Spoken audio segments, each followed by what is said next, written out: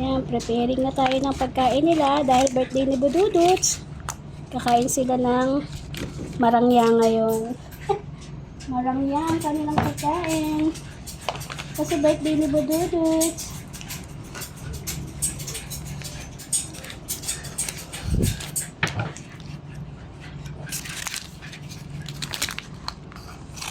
So lahat yan, bibigyan natin ng ganito.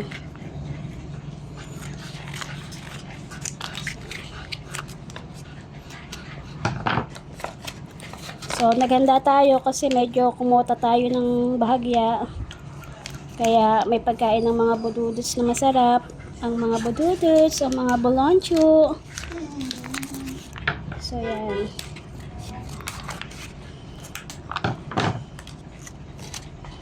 Di ba, din gumastos sa pagkain, wag lang sa gamot.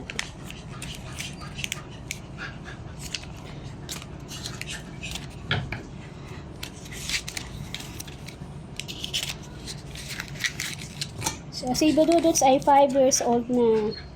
Inadapt ko siya 2021. Actually, ang adoption date niya ay 24 kahapon. 25 kasi ngayon, April 25. Pero inadapt ko siya April 24. Pero dahil nga busy ako, may trabaho ko kahapon, hindi ako nakapamili. Ang plano ko, magluluto ako ng pansit canton, yung maraming atay. Kaya lang, wala na nga akong oras. Kasi, anong oras na ako nakapamili? Alas 5. Nakauwi kami alas, mag-aalas 9 yata.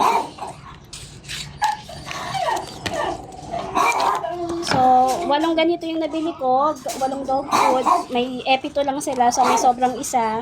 Papapaking ko na lang to. Joke lang.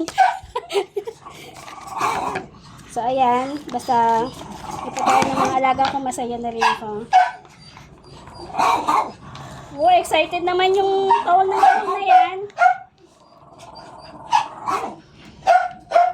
So, ayan. Bigyan na natin yung pagkain nila.